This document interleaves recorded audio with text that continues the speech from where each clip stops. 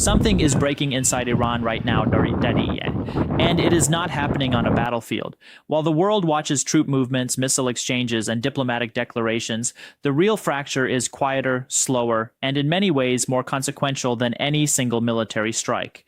It is happening inside balance sheets, inside supply chains, inside the financial architecture that has kept the Islamic Revolutionary Guard Corps, the IRGC, operational and dominant inside Iran for decades.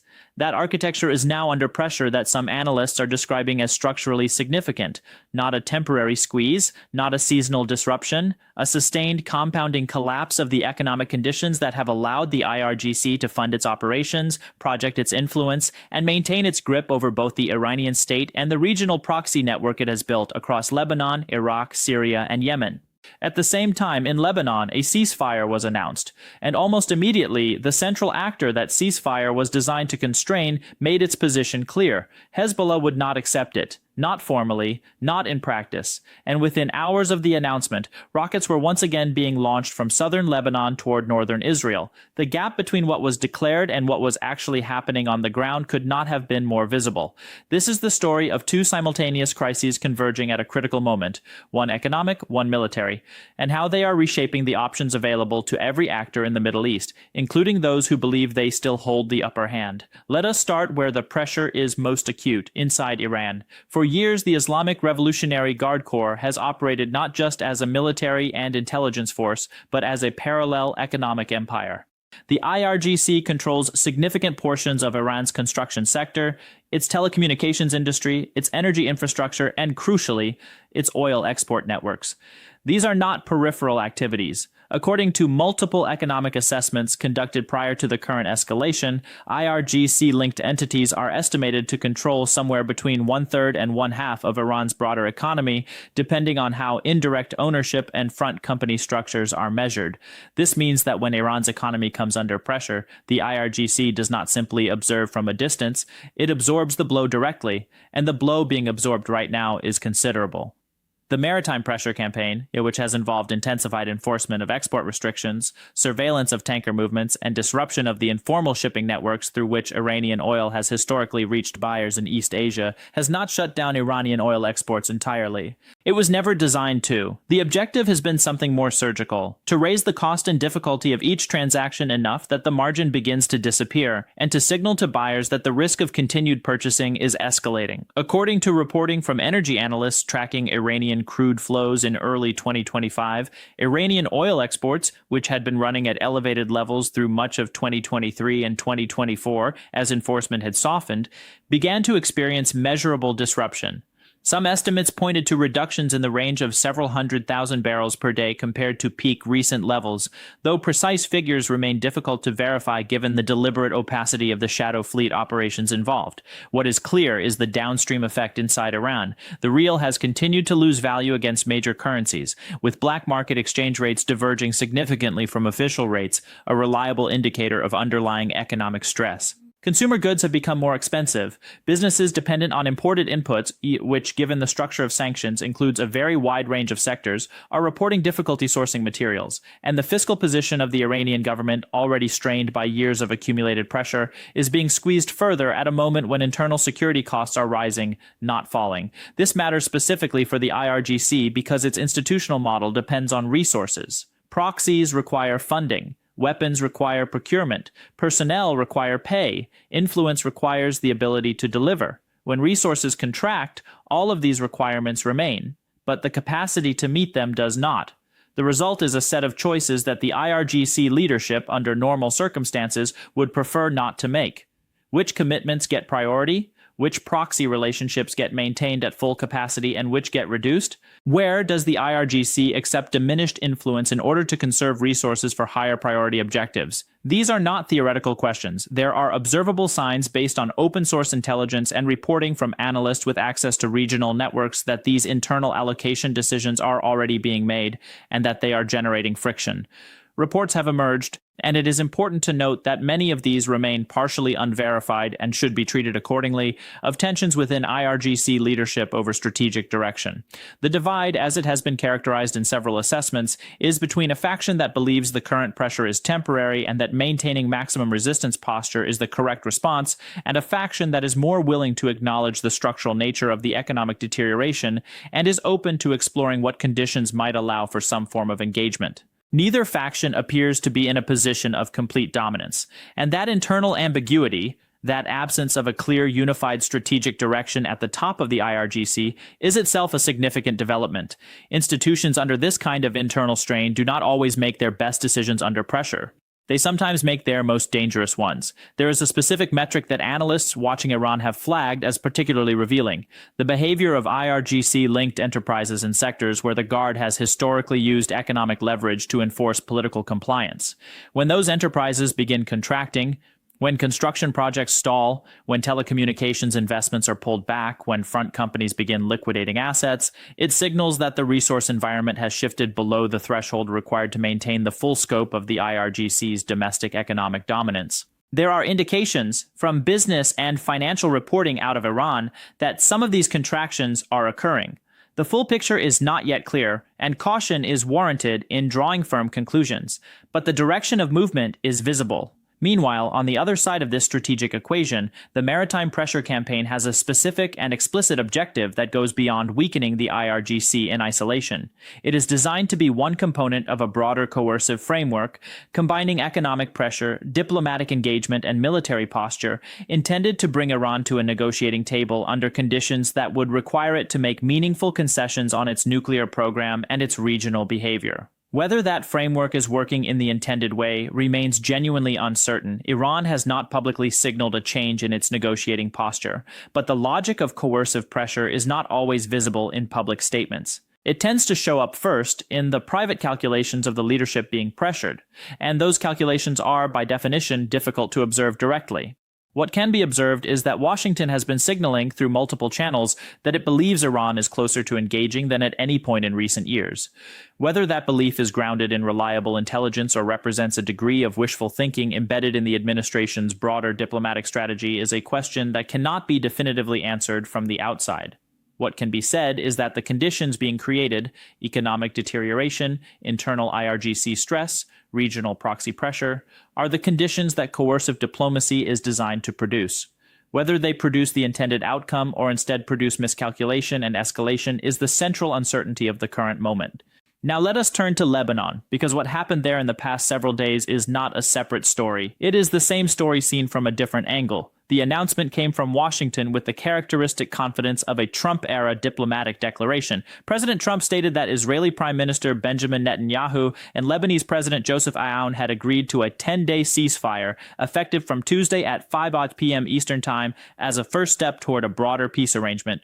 Secretary of State Marco Rubio had been involved in the diplomatic groundwork. Vice President J.D. Vance and the chairman of the Joint Chiefs were assigned to follow up. The framing was optimistic: a historic step, progress toward a lasting settlement, the administration's 10th conflict resolution. The reality on the ground moved in a different direction within hours. First, the Israeli government's own position, stated clearly and publicly, was that the Israel Defense Forces would remain inside Lebanon, inside the security zone they currently occupy, regardless of the ceasefire. The IDF was not withdrawing. The military presence that Hezbollah identifies as a fundamental violation of Lebanese sovereignty was not being addressed by the ceasefire. It was being preserved by it. The State Department, through Marco Rubio, explicitly confirmed that Israel retained the right to take all necessary military measures in self-defense at any time against any planned, imminent, or ongoing action from Hezbollah. To understand why this matters, it is necessary to understand what Hezbollah's leadership was actually looking at when it evaluated whether to accept this arrangement. What they saw was a framework in which the Israeli military continues to occupy southern Lebanese territory, continues to retain the right to act militarily at its own discretion, and receives international diplomatic cover for both of these positions, while Hezbollah is expected to stand down in return for a 10-day pause. From Hezbollah's perspective, accepting those terms would not be a ceasefire. It would be a strategic concession dressed up in diplomatic language. Hezbollah's response was accordingly direct. The organization indicated it would not respect the ceasefire, and the rockets that followed, more than 30 launched toward northern Israel, sirens activating across Haifa and communities in the Galilee region, were not merely a symbolic gesture. They were a functional demonstration of Hezbollah's continued operational capacity and its unwillingness to be confined by an agreement it had not accepted and did not benefit from. But here is where the analysis becomes more nuanced, and where the reference file commentary from observers of this situation becomes relevant. The ceasefire announcement was not, from the perspective of its architects, primarily designed to secure Hezbollah's cooperation. It was designed to do something more structurally significant, to create a diplomatic alignment between the Lebanese government and the Israeli government, a bilateral relationship that had not existed in any direct form for 34 years, and to use that alignment to reframe Hezbollah's role within Lebanese politics. The logic, as it appears to be operating, is this: if the Lebanese government is openly cooperating with Israel toward a peace framework, and if the United States is facilitating and endorsing that cooperation, then Hezbollah's continued military activity is not simply a security threat. It becomes a political problem for the Lebanese state itself. It positions Hezbollah not as a resistance movement defending Lebanese interests, but as a non-state actor actively obstructing a peace that the Lebanese government has chosen to pursue. That reframing, if it can be sustained, changes the international and domestic political context in which Hezbollah operates. Whether it will be sustained is another question. The Lebanese government's relationship with Hezbollah is extraordinarily complex, rooted in the sectarian architecture of Lebanese politics, the history of the civil war, and the organization's deep entrenchment in Shia communities across the south and the Bekaa Valley. President Aoun's willingness to engage with this diplomatic framework reflects a genuine desire to stabilize Lebanon and assert state authority. But his ability to translate that desire into operational control over a heavily armed non-state actor that has functioned as a state within a state for decades is severely constrained. What the 10-day ceasefire framework appears to be doing in practice is not ending the conflict. It is restructuring the political context around it. The fighting continues. Hezbollah continues to act. But the international framing has shifted in a way that over time could either increase the pressure on Hezbollah or, if the framework collapses publicly and visibly, could reinforce Hezbollah's narrative that no agreement with Israel is possible or meaningful. The Israeli government's internal management of this announcement also warrants attention. Reports emerged of Israeli ministers expressing strong objections, outrage in some characterizations, at the ceasefire being imposed without their prior consent. This narrative traveled through media channels quickly, but there are grounds to treat it with some skepticism. The meeting between Netanyahu and Trump in Washington had been in preparation for days. The broad outlines of the arrangement were not a surprise to Israeli decision-makers. The expression of outrage, structured as a leak to media rather than a direct public statement, follows a pattern that observers of Israeli-American diplomatic theater have seen before, allowing the Israeli government to be seen as reluctant participants in a concession while maintaining the strategic alignment that the concession serves. This is not to say there is no genuine tension within the Israeli government over the arrangement. There almost certainly is. Israeli politics is fractured, and Netanyahu manages a coalition that includes figures whose opposition to any appearance of restraint toward Hezbollah is sincere and uncompromising. But the operational reality, that Israel retains its military presence, retains its right to act, and is now diplomatically aligned with the Lebanese government in a way it has not been for over 3 decades, suggests that the strategic outcome of the announcement is closer to what Israel's core security interests require than the expressed outrage might suggest. This is the pattern that repeats across this entire situation. The stated position and the operational reality diverge in ways that require careful analysis to track. Iran publicly maintains that it is not under decisive economic pressure. The observable data suggest otherwise. The IRGC publicly maintains cohesion and strategic clarity. Reports from within the organization suggest a more complicated picture. The Trump administration announces a ceasefire as a diplomatic achievement. The conflict in Lebanon continues. Hezbollah announces it will not accept the ceasefire. And yet the diplomatic framework within which Hezbollah operates has shifted in ways that may constrain it more effectively than any tactical military exchange. The position that Iran's leadership now occupies is genuinely constrained in ways it was not 2 years ago. The loss of senior commanders, including figures at the level of general officers, targeted in strikes that have eliminated key nodes of institutional knowledge and operational continuity within the IRGC, has degraded capabilities that take years, not months, to rebuild. The economic deterioration has reduced the resource base available for proxy support and internal security. The regional proxy network, while still operational, is under pressure across multiple fronts simultaneously. In Gaza, in Lebanon, in Iraq, where anti-Iran factions have been consolidating, and in Syria, where the post-Assad environment has fundamentally altered the logistical corridor that Iran relied upon to supply Hezbollah. Hezbollah, for its part, is operating in conditions significantly more difficult than those it faced in 2006, the last time it fought a full-scale conflict with Israel. Its longer-range missile stockpiles, while substantial, have been subject to targeted interdiction efforts over an extended period. Its leadership has experienced significant attrition. Its financial lifeline from Tehran is under pressure at the source.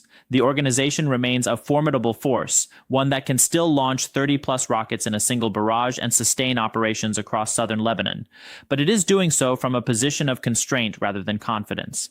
The critical variable going forward is not whether Hezbollah can sustain some level of military activity. It clearly can. The critical variable is whether the combination of economic pressure on Iran, internal Irgc stress, regional proxy attrition, and the new diplomatic alignment between the Lebanese and Israeli governments can shift the strategic calculus enough that some form of negotiated framework becomes viable, either through genuine engagement or through the gradual degradation of the capacity to resist.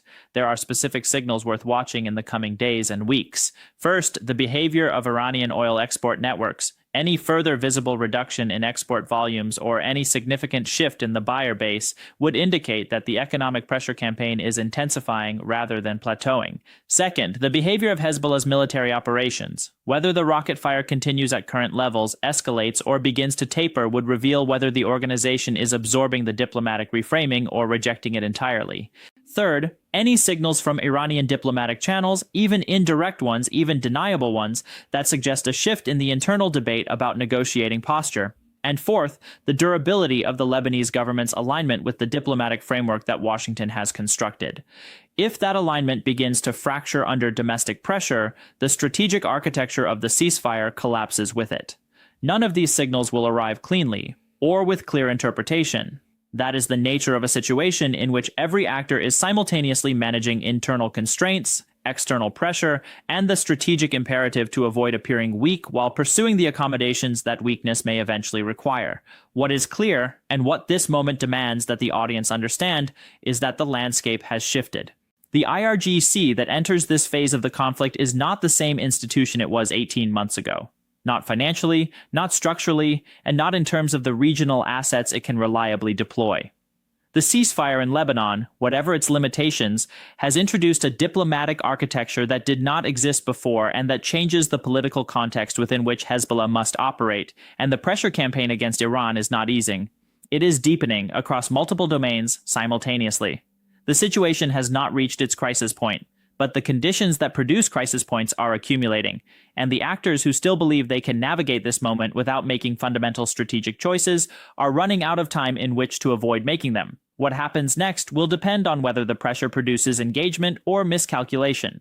History offers examples of both. The difference at moments like this one often comes down to whether the right signal reaches the right decision maker at the right moment, or whether it arrives too late or is misread when it does. This report is based on observable developments and strategic analysis, with some details still evolving as events continue to unfold.